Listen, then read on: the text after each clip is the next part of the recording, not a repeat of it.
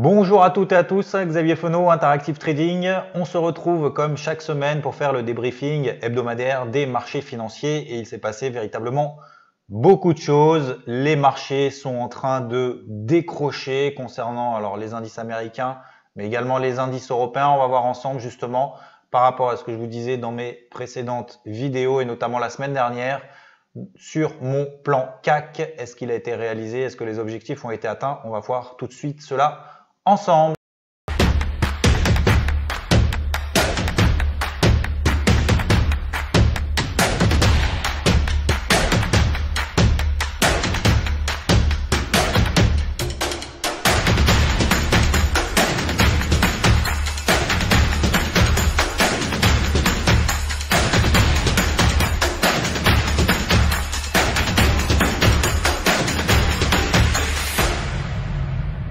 Alors, beaucoup de choses se sont passées. Les indices sont véritablement en train de décrocher. Là, le CAC 40 est en train de perdre quasiment 2,5% sur la séance. Il a ouvert en gap baissier ce matin. On va voir tout de suite cela en détail. Et du coup, jusqu'où est-ce qu'on peut aller sur le CAC? Quel est mon plan de trading? Quel était mon plan de trading? Et quel est justement mon plan de trading à venir pour la semaine prochaine sur le CAC 40 notamment? On va voir tout cela ensemble. Donc, mon plan de trading, la semaine passée, je vous l'avais déjà évoqué et j'espère avoir été relativement clair là-dessus. On va voir tout de suite sur ce graphique. Alors, encore une fois, vous pouvez tout à fait me retrouver sur TradingView pour voir un petit peu quels sont mes différents plans de trading. Voici sur le CAC 40 ce que je vous proposais vendredi dernier. Sur le CAC, c'était tout simplement une zone de short. J'avais un seul et unique plan. Alors, j'en avais deux. Un qui ne s'est pas déclenché puisque le second plan, c'était de surveiller la zone des 5250 points pour prendre une position short. Si jamais, effectivement, on n'allait pas jusqu'à 5350, 5365 points. Donc, sur IVT, notamment, que ce soit action ou signal, nous avons justement exploité l'arrivée du CAC 40 sur cette zone des 5350, 5350, 65 points, pour prendre des positions short. Qu'est-ce qui s'est passé? Je vais cliquer sur le petit bouton Play ici et le CAC 40 s'est justement arrêté pile poil sur cette zone des 5365 points très exactement. Et derrière, une correction s'est mise en place. Donc, j'ai reçu des dizaines de messages de remerciements justement pour ceux tout simplement qui ont suivi et qui se sont appropriés ce plan de trading. L'objectif, c'est pas simplement de donner des signaux a posteriori ou de faire de l'analyse purement et simplement, c'est véritablement de proposer des plans de trading. Après, c'est à vous, bien évidemment, de vous l'approprier. Donc, cette zone des 5350, 5365 a parfaitement réagi. Vous voyez qu'on a eu une correction après d'ampleur. Si jamais vous voulez revoir un petit peu les explications, pourquoi est-ce que j'attendais cette zone de short, etc., eh bien, je vous mets le lien dans la description de cette vidéo si vous voulez le retrouver. Je pars du principe que vous l'avez vu. Donc maintenant, mes deux objectifs, c'était le premier, tout simplement la zone des 5250 points qui était ici. Et mon autre objectif, donc j'ai un autre objectif intermédiaire à 5150 points qui a été atteint justement aujourd'hui en ce vendredi. Est-ce qu'on peut aller jusqu'à 5050?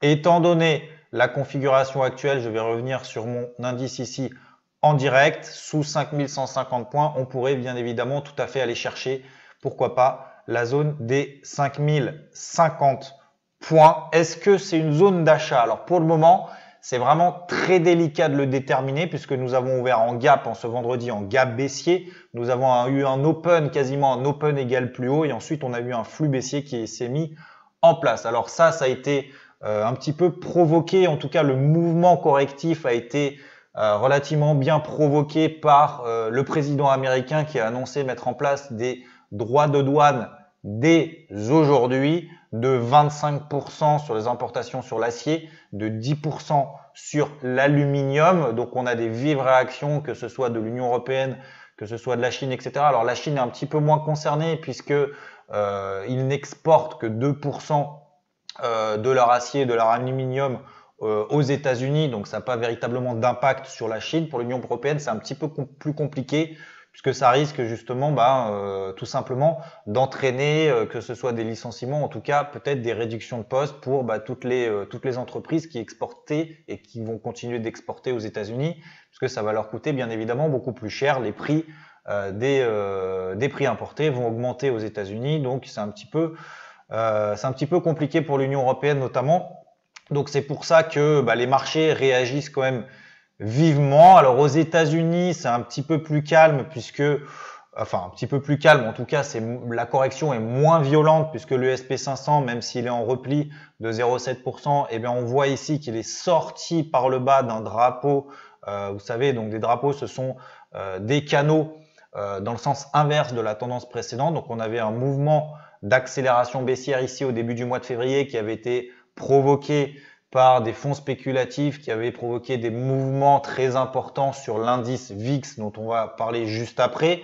Donc on avait eu finalement ce mouvement correctif qui ensuite s'est un petit peu calmé puisqu'on a trouvé un petit peu, entre guillemets, ce que je disais à l'époque, les coupables justement de ce mouvement baissier. Donc ça a un petit peu rassuré les marchés. Pour autant, on l'avait vu ensemble que moi j'ai privilégié absolument les shorts, que ce soit sur les indices américains, que ce soit sur les indices européens. Donc là, on est sorti par le bas de cette phase un petit peu de rebond technique sur le SP500. Est-ce qu'on va aller beaucoup plus bas? Pour le moment, encore une fois, c'est un petit peu délicat de les déterminer, mais c'est clair que le prochain objectif, c'est 2600 points. Si on passait sous 2600 points sur le SP500, eh bien, on rentrerait en tendance baissière à moyen terme. La tendance à moyen terme, pour le moment, elle reste neutre, comme on le voit ici avec la moyenne mobile à 50 jours qui est plate. Donc, ça signifie qu'on est toujours dans une tendance moyen terme neutre et je considérais que la tendance moyen terme passerait baissière si on passait sous les derniers plus bas, c'est-à-dire sous les 2600 points. Donc, si on revient ici sur le CAC 40, pourquoi est-ce que c'est compliqué à déterminer maintenant quel est mon prochain plan de trading? Encore une fois, je préfère véritablement proposer un plan et un plan unique depuis le 21 février, date à laquelle justement j'avais commencé à alerter sur mes positions vendeuses, notamment sur le CAC 40. Je préfère avoir un plan clair et y aller jusqu'au bout plutôt que d'avoir véritablement beaucoup trop d'hypothèses de travail qui finalement ne m'aideront pas dans mon trading. Donc pour le moment, je préfère rester à l'écart véritablement de la mise en place d'un nouveau plan CAC. Pour autant, je vais déjà surveiller dans un premier temps, bien évidemment, les plus hauts qu'on a fait aujourd'hui, c'est-à-dire la zone des 5220 points. Si on devait déjà passer au-dessus, ce sera un premier signal d'alerte, de signal de retournement haussier. Pour autant, vous voyez que ma zone de résistance est à 5246 points. Tant qu'on ne repasse pas au-dessus des 5246 points, pour moi, la tendance en daily, la tendance à court terme, restera baissière. Vous voyez ici la moyenne mobile à 20 jours qui est en train de se replier. On va très certainement, je ne pense pas que d'ici le début de la semaine prochaine, sauf bien évidemment facteur exogène, qu'on repasse au-dessus de cette zone de résistance des 5250 points. Donc pour le moment, je préfère encore une fois rester vraiment très prudent sur les positions acheteuses. Tant qu'on reste sous les 5250, je reste plutôt vendeur ou alors à l'écart si on a une stratégie un petit peu de gestion comme on le fait un petit peu dans IVT Action, plutôt rester à l'écart d'initiatives acheteuses pour le moment, le temps que l'accalmie revienne un petit peu et qu'on ait à nouveau des signaux de retournement, que ce soit d'ailleurs en daily mais déjà en données horaires. Donc la zone des 5050 points, pourquoi est-ce que je pense qu'on ne va pas s'arrêter tout à fait ici? Parce que c'est un peu trop facile entre guillemets, c'est un peu trop simple. Si on devait s'arrêter sur les plus bas qu'on avait réalisés en fin d'année dernière, donc sur cette zone des 5050 points à peu près, zone sur laquelle pour autant on a très bien réagi justement suite à cette correction, ce crack entre guillemets, ce mini crack qu'on a eu au début du mois de février, on a parfaitement réagi dessus. Est-ce qu'on va à nouveau réagir là-dessus? Je ne pense pas. Je pense que soit on s'arrête dans la zone de cours actuelle, soit on va chercher peut-être des nouveaux plus bas, comme on l'a fait d'ailleurs ici, vous voyez, la bougie, la petite bougie qu'on avait eue, je vais zoomer un petit peu, comme ça vous verrez mieux. La bougie qu'on a eue ici le 29 août 2017, on peut tout à fait avoir un petit peu ce même scénario, c'est-à-dire qu'on ait des bougies peut-être un petit mouvement de panique sous la zone des 5000 points et c'est peut-être à ce moment-là qu'il faudra revenir à l'achat dans une optique de swing, voire de moyen terme. Donc pour le moment, je préfère être à l'écart, je préfère avoir justement un plan trading comme je vous l'avais proposé sur cette zone des 5350, 5365 points. Je ne vais pas maintenant retourner ma veste alors que justement on a eu ce gap baissier, cette bougie fortement impulsive. Et on va le voir justement tout de suite. Attention parce qu'effectivement, nous avons notamment le VIX. Alors vous savez, le VIX, c'est un petit peu pour mesurer la volatilité sur les indices américains, notamment le SP500. Donc on voit que le VIX, c'est un petit peu l'indicateur de la peur, l'indice de la peur, on l'appelle comme cela. Ça vous permet de voir un petit peu la volatilité, où est-ce qu'elle en est, et plus il y a de la volatilité, plus on a de chances qu'effectivement qu'on soit dans un marché baissier. Alors est-ce qu'on est véritablement dans un bear market? Encore une fois, comme on l'a vu sur le SP500 tout à l'heure, tant qu'on passe pas sous les 2600 points, on est toujours en tendance neutre à moyen terme. Donc nous ne sommes pas dans un bear market pour le moment. Mais c'est vrai que cet indice de la peur nous incite quand même relativement à la prudence, puisque vous voyez ici, tout au long de l'année 2017, le VIX n'est jamais ou quasiment jamais ou de manière très ponctuelle repassé au-dessus de la zone des 15. La zone des 15, c'est véritablement un signal d'alerte. Et vous voyez la zone des 15, d'ailleurs, qui a fait parfaitement office de résistance tout au long de l'année 2017, et maintenant, elle a fait office de support ici, quasiment au point près, soutenu également par la moyenne mobile maintenant à 50 jours sur le VIX. Et vous voyez ici qu'on est en train d'entamer une reprise haussière véritablement importante sur l'indice VIX. Donc, tant qu'on n'a pas d'apaisement sur le VIX, ça vous donnera un indicateur un petit peu supplémentaire ou complémentaire par rapport aux indicateurs que vous avez l'habitude d'utiliser peut-être. Mais c'est vrai que c'est important de regarder un petit peu ce VIX. Et tant que le VIX ne repasse pas justement en dessous de cette zone des 15, on aura toujours une volatilité véritablement très importante sur les marchés. Conclusion, qu'est-ce que ça veut dire? Ça veut dire sur le CAC, je suis plutôt vendeur ou en tout cas à l'écart de position acheteuse pour le moment. L'indice VIX nous donne véritablement un sentiment pour le moment, alors pas forcément de panique, mais en tout cas véritablement de volatilité sur les marchés. Ça veut dire quoi sur votre trading? En tout cas sur le mien, je préfère pour le moment ne pas privilégier les opérations de swing trading. Tout simplement parce que vous allez avoir une volatilité tellement importante, on peut faire des -2, +2, -3, +3, alors peut-être de manière un petit peu moins importante, notamment sur le CAC 40. Mais c'est vrai que ça incite véritablement à être prudent, donc plutôt privilégier les stratégies vraiment d'intraday, c'est-à-dire pas d'overnight, pas de prise de position la nuit, puisque on l'a vu d'ailleurs tout au long de ces dernières séances, on a vu certaines fois des gaps haussiers, alors on va le revoir ici sur le CAC, mais on a vu des gaps haussiers qui finalement derrière n'entraînaient pas forcément de flux acheteurs dans la foulée. On a eu des mouvements baissiers, des clôtures au plus bas, et finalement l'indice CAC, qu'est-ce qu'il a fait? Il a totalement avalé la bougie précédente. Donc on risque d'être, encore une fois, au cours de ces prochaines séances, en tout cas tout au long, je pense, de la semaine prochaine, véritablement dans des séances extrêmement volatiles. Il faut privilégier absolument les unités de temps courtes, c'est-à-dire l'horaire, les 15 minutes, et pour les plus avertis, comme on le fait un petit peu dans EVT Signal, plutôt les opérations de scalping ou vraiment d'intraday avec des objectifs véritablement peu ambitieux, puisque le marché peut se retourner dans un sens comme dans l'autre à tout moment. Donc c'est pour ça que je privilégie les stratégies d'intraday, alors que le swing, ça va être véritablement compliqué d'anticiper 3 séances à l'avance, de savoir si le CAC va aller à 5250 ou à 5050. C'est véritablement délicat. On le voit également dans la partie action. C'est vrai qu'en swing trading, c'est véritablement très compliqué d'avoir une vision sur 2 ou 3 jours. On le voit déjà là en 3 jours, le CAC est passé de 5350, a perdu 200 points en 3 séances. Il l'avait repris quasiment, alors 200 points, c'était plus qu'en 2 séances, c'était en une semaine, 2 semaines. Le CAC avait pris 200 points, donc vous voyez que tout peut se passer d'un jour à l'autre. Donc c'est pour ça que je pense qu'il faut véritablement ne pas avoir de conviction forte, plutôt privilégier l'intraday. Pas de swing trading.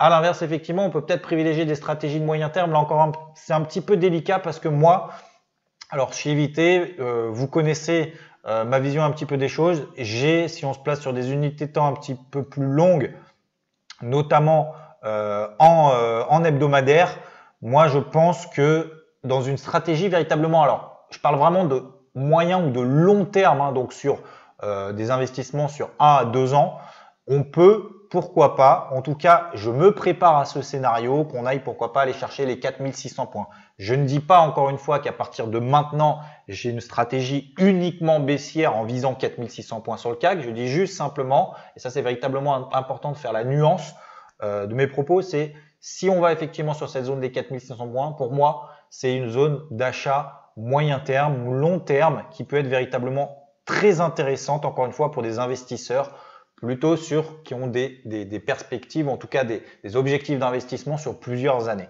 Donc, pour le moment, je vais voir effectivement si cette zone des 5050 points ici, vous voyez, en données hebdomadaires, eh ben, tient le choc ou pas. Si jamais, et ça c'est véritablement à prévoir, et en tout cas, je le mets dans un coin de mes plans de trading, si effectivement on passe sous les 5050 et qu'on fait un petit peu comme on a fait au mois d'août l'année dernière, très important, si on fait une mèche basse sous cette zone des 5050 et qu'on réintègre justement le support et qu'on réintègre un petit peu, alors on peut l'évoquer d'ailleurs en tant que range, hein, la zone dans laquelle on est pour le moment sur le CAC depuis ces derniers mois.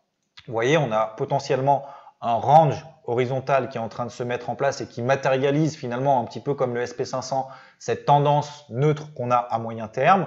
Donc tant effectivement qu'on reste sous cette zone des 5050 points au-dessus de cette zone des 5050 points sur le CAC, eh bien si on a une réintégration de ce range, je pense que ça peut être intéressant pour privilégier les positions acheteuses. Pourquoi est-ce que ça sera intéressant? Alors déjà parce qu'on aura un timing d'intervention intéressant sur la borne basse ou en tout cas proche de la zone basse de ce range potentiellement qu'on pourrait avoir encore au cours de ces prochains mois.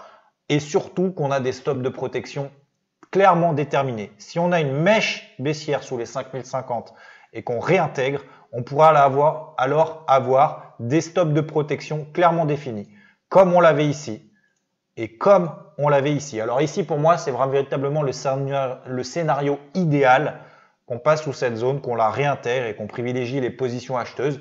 Est-ce qu'il faudra alors viser à ce moment-là les plus hauts annuel sur le CAC? Je ne pense pas. Je pense qu'il faudra avoir des objectifs, comme je l'ai dit tout à l'heure, des objectifs pour le moment peu ambitieux en partant du principe qu'on peut rester dans ce range comme ça pendant plusieurs mois. Donc je viserai déjà dans un premier temps, encore une fois, les 5002, les 5003. Je pense qu'on aura largement le temps de réévoquer cela ensemble au cours de mes prochaines vidéos. En tout cas, soyez prudents, faites bien attention, surveillez bien cet indice de la peur, le VIX, s'il ne continue pas à progresser. Donc ça, je vous l'avais déjà rappelé. Ensuite, surveillez bien l'indice SP500 qui peut être intéressant effectivement à surveiller, notamment s'il arrive autour de cette zone des 2600 points, éventuellement pour prendre des positions acheteuses. En tout cas, pour le moment, je reste véritablement prudent. Donc, j'espère sincèrement que le plan CAC que vous avez reçu la semaine dernière vous a permis de profiter de positions baissières. Encore une fois, merci à tous celles et ceux qui m'ont envoyé des dizaines de messages en privé concernant la réalisation de ce plan CAC. C'était véritablement très important. Je vous retrouve très bientôt sur la chaîne YouTube. Je vous invite à liker cette vidéo si elle vous a plu. Si ça vous intéresse, bien évidemment, de vous rejoindre, je vous mets le lien dans la description de cette vidéo, que ce soit Rodolphe au sein d'IVT Signal, que ce soit moi au sein d'IVT Action, également toute l'équipe IVT. On a véritablement une communauté de plus en plus importante. Je vous remercie à toutes et à tous et je vous souhaite un très bon week-end. Bye bye.